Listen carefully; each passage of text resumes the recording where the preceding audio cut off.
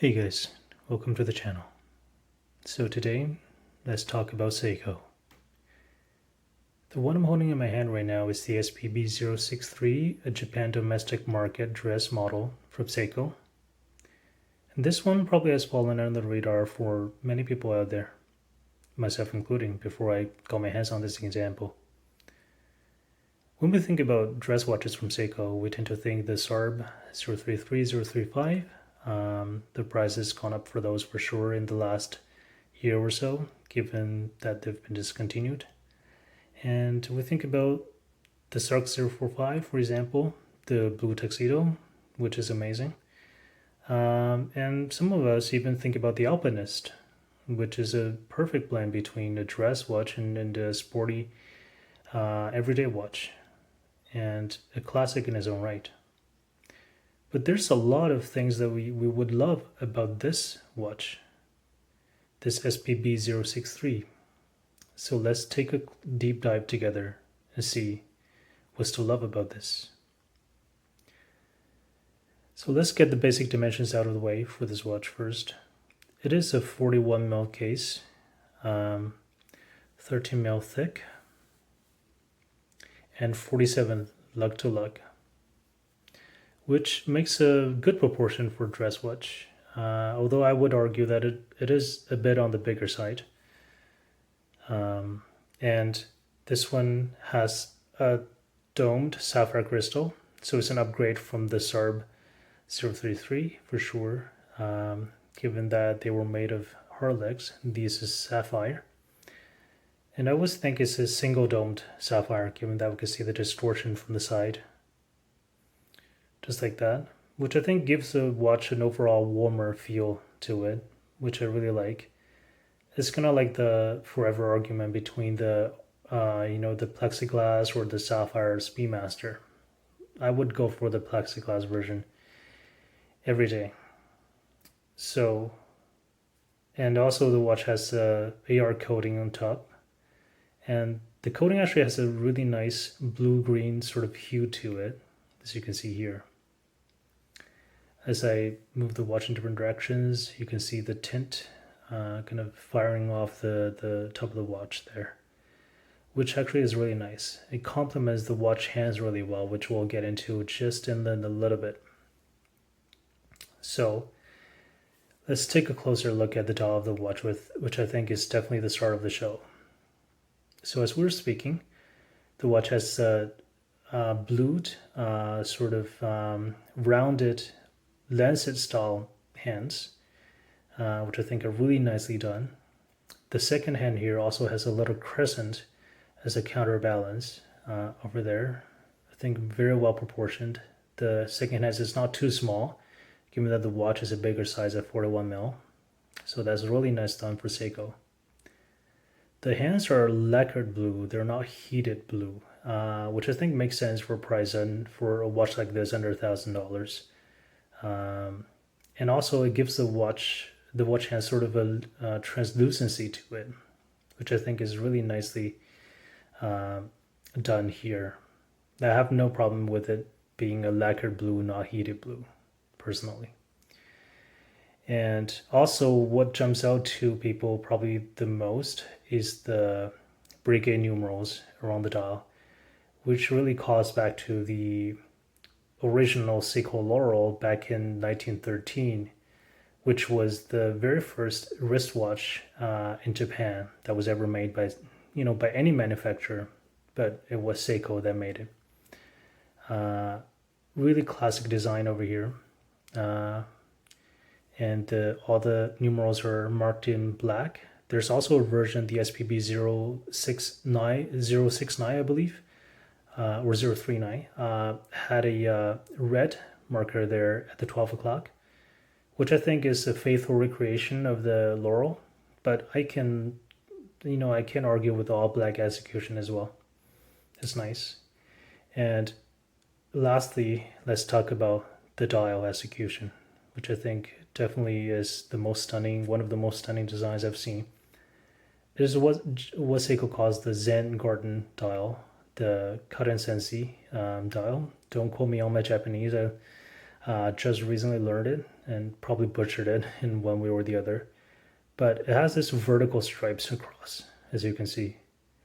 Really gives the dial a really warm sheen to it as you kind of move the watch in different directions against the light.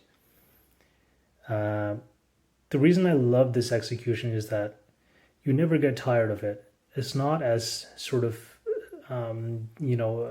utilitarian and strict as the matte dials on some of the watches.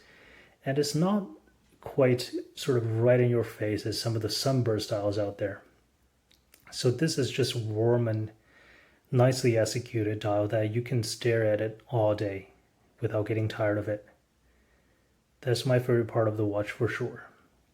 And I would point out another thing that I quite like about the case of the watch is the use of the bigger crown here at 3 o'clock. Some of you might already recognize that this is the, well, I would say similar but almost identical crown used in the cocktail series from Seiko with a signed crown there. But actually this one works better on the on this model here than the cocktail series, given that this is a more kind of thicker, more this case is a more pronounced presence than the the cocktail series. And when I put this watch on my hand, you can see if I ever wanted to give it a gentle wind in the middle of the day, I could just grab the big crown and wind it like that. No problem at all. So this is easily one of the most smooth winds I've had when it comes to Seiko, and with the help of the big crown there, which I absolutely like. So now the dial is sort of been talked about. Let's go through the bracelet. A classic Speedmaster bracelet, as you can see, 3 brushed links, and the flanks of the center links have been high polish as well. So it's essentially a 5-part link, all solid and solid end links as well. Smaller Seiko deploying clasp like this. I would say really nicely done overall. It doesn't feel flimsy, it feels solid, and the shape of the case actually complements the bracelet quite well, quite nicely. And forgot to mention the case is brushed on the top, on the lugs there, and polished on the side. It has a polished, high polished bezel as well. The movement inside the watch is a 6R15 from Seiko.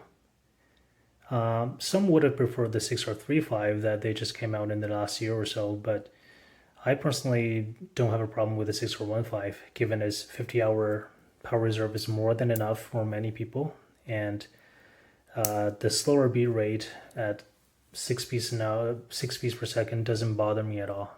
It's a 21,600 beats per hour movement, but I think it works just as well on a dress piece like this. Also, you don't need to service it quite as often as the high beat movements, and the movement actually has a strong 510 mainspring, which is resistant to magnetism, and also is resistant to temperature changes. So it gives an overall accuracy of plus 25 to minus 15 per day, which I think is very good for Seiko standard already. So overall, this is a really decent movement for Seiko, if we don't count the Grand Seiko movements, of course. Mine is running at about plus 5 a day, which is good enough for me for sure. So yeah, like a workhorse movements, nothing much to comment on. It's a Seiko movement is supposed to be utilitarian, robust, rugged, and reliable, and that's exactly what it is. Now, this is a nice watch overall, I think. A great entry piece, entry level dress watch for anyone that's looking to buy. but at the same time, it doesn't get enough attention, I think, as it is. There might be some reasons to it. Personally, I can think maybe two reasons as to why this is not as well loved and sort of well known as some of the other Seiko dress pieces out there. First thing is that the use of Breguet numerals and sort of lacquer-blued hands, especially in the lancet shape, is classic for sure. But at the same time, it is an acquired taste on the other hand. Not everyone would immediately fall for this design compared to, for example, the applied indices on the SARB lineup. For example, I have the 035 right here for comparison. Different watches for sure in terms of case design, the sort of the dial execution, everything is different. But I would imagine, given the influence of Grand Seiko these days, many people would pick the SARB, given that it has the applied indices. Everything is a bit more sparkly on the SARB 035 compared to the SPB063, which is more subdued and sort of an understated classic, I would say.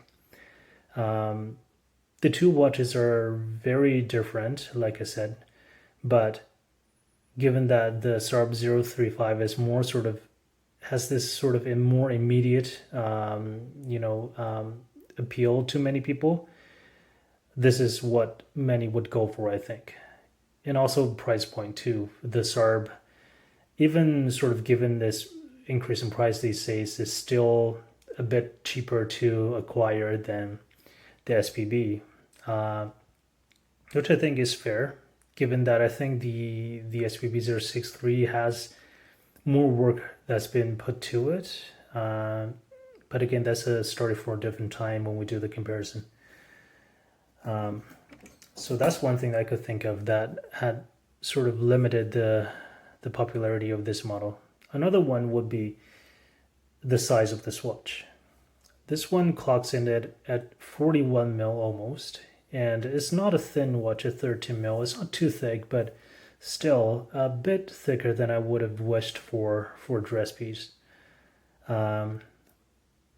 It just, so I'm gonna show it on my wrist as an example. I have a 6 3/4 wrist. So if I put it on like that, this is almost my entire wrist. Like, it's all the watch. I can hardly see the bracelet except for the end links. So it is kind of binging on the bigger side of a dress watch. I think 40 mil, sub 40 mil would have been the safest bet for many people out there, especially those with a sub 7-inch wrist. But the bigger dial does has its own appeal, and I don't think the Breguet numerals and all the elements in the dial would have looked this well balanced and well proportioned had it been a sub 40 mil case.